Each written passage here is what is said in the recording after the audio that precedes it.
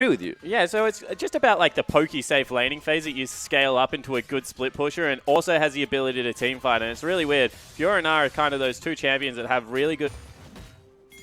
And you can see straight away, wants some aggression there, pops the W to try and stop the dash, but now it's in, and Lupa's in big trouble. Very nice from March here. One vital left. Lupa doesn't really want to fight, does do it late, but the Thunderlords procs after the Q, and that'll be first blood. And everything has the blue buff.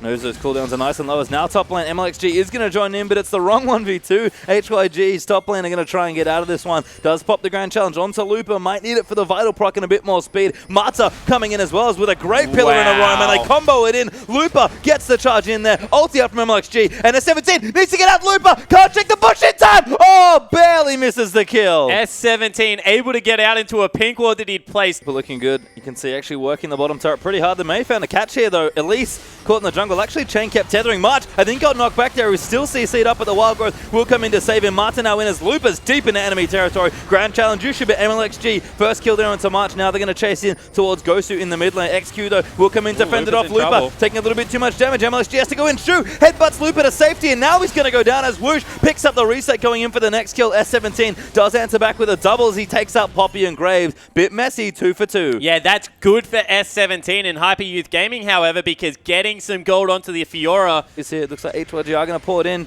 try and stop this, but RNG are trying to close the gap. Parry does come in there as Lupa will get knocked around and issued the grand challenge. Whoosh now getting aggressed on as that's going to force a flush out of Shu. Whoosh goes in, gets the huge buster shot to pick up the kill on Xiao. He's going to chase down the other carries. His Ludens will proc and collect it as now March is going to be aggressed on. Pop up there from Lupa with the ulti onto Poppy, and they want to chase Gosu as well. Target selection looking great here for RNG as they might clean the whole rift off of HYG. Shu going to get tower dive, does not have his ulti. No, they'll pull out from him, but 4 clean kills. And this is what we used to say about Samsung White. RNG not as refined, but when you have initiators like Mata, like Lupa running around the rift, your carries can just kind of sit at the back and do whatever you want. You know, pastry time, you said 20 minutes, you're probably not going to look towards Baron. RNG obviously missed that memo because they're going to pick it up pretty much 30 seconds after he spawns. Make me look like a liar here, but the damage is good. Whoosh does want to be careful. He needs the buff more than anything else, so he'll actually back away. Not needed yet for the DPS, but decisive team fight in the top lane for Royal. Will net them the Baron at the end of it. HYG not around to even have a look except with their Scrying Orb, and big swing now. It certainly is, and the thing that makes it even bigger is with a Tristana, 2 items, and all this siege potential currently on RNG, there's 5 turrets still up in the outer ring that you think will all fall before the onslaught, and that just makes gold from 5,000 out to about a 10,000 gold mark.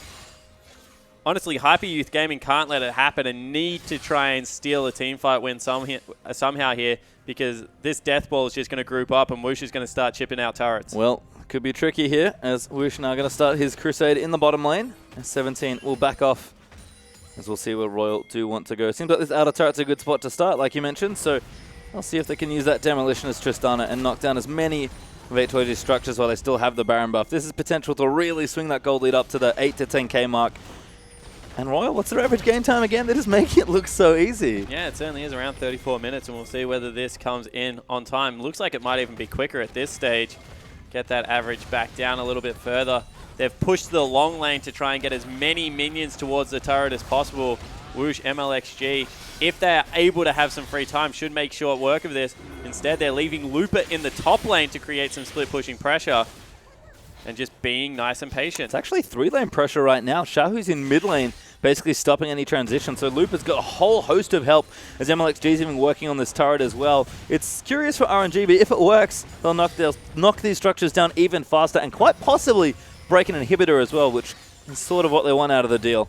Yeah, it certainly is. And you can see the way they're doing it. They're also trying to pull Hyper Youth Gaming through the jungle to look for a pick, because 1 kill will completely open up this map. Instead, Hyper Youth Gaming being very disciplined, taking the long way around, but that means they will lose all 3 turrets simultaneously, and out of nowhere from 5,000, that is the 10,000 gold lead that we're looking at. Yeah, pretty much there, and should be as soon as Whoosh takes it on the tower. Gosu under pressure, though, as Xiaohu starting to really blow people up with just those 2 items. This will be 10k up now for Royal, and I don't know if HYG can defend his base turrets here. Inhibitor turrets looking awful fragile as they're going to approach with still plenty of Baron buff left. And wow, they've completely destroyed that turret as well. Hyper Youth Gaming cannot defend here. Lupa's still in the mid lane, chipping away at that.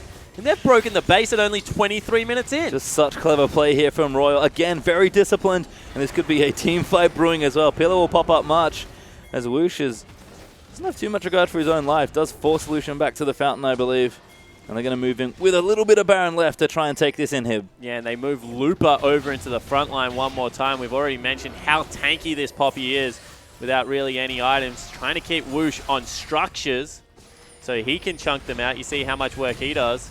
And he's actually maybe going to take it by himself. It's going to be close. He will almost break it, but Shu's going to force a fight. Double Pulverize finds the front line there for RNG as Looper going to pop up that W. Now going to chase in. The turret will fall. RNG have broken the base in 2 spots now. These inhibs are very exposed. They certainly are, and that'll be all she wrote. With a Baron buff, RNG able to take 7 turrets off the map.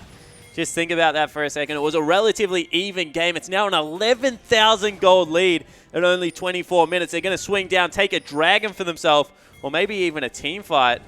Oh, good bait here. They found a 17 good riposte, but he has to keep moving out of it. Damage is too much. Chain will miss, and Whoosh now going to chase in for the kill. Little too greedy, but Looper does actually pick it up with the teleport as he wraps around for the flank. Damage in the back line, though, as Looper is just tanking everything to the face, and poor XQ couldn't last a second there in that fight at least. Does trade back there for Whoosh, but Alistar's now going to die. March is going to try and run out of this, but he will be chased down by the rest of RNG. And Lulu, the only one left alive as Royal, continue to pad those stats. And they could have hoped for. Very big overextension. Oh, Looper. Damage there onto Shu. Gets low, is forced to pop that ultimate. Mata can peel them up and separate them as S17s maybe caught out in the front line. Wild Growth is in. Looper, 3-man knock up there with the ulti. XQ off to the sides, getting absolutely ripped to shreds. Gosu going to get bursted down as they'll claim another. Tristana does die, but I don't know if it's going to matter. It'll be a somewhat unclean ace, but they'll chase them down as Xiaohu gets the double. Yeah, and the flash pillar out of Mata there at the end to make sure they secure the ace. It will be a 27-minute victory, which is about 7 minutes quicker than their average, and they did it very easily. Yeah, very efficient and ruthless. That's the Royal we've come to know in these first few weeks, and they'll continue on the right foot here as they look to end still undefeated here in week number 2. 1-0 now against Hyper Youth Gaming. Yeah, and you can't even really say there was much Hyper Youth Gaming did wrong in that game. It was more what RNG did correctly. You know, able to keep the tempo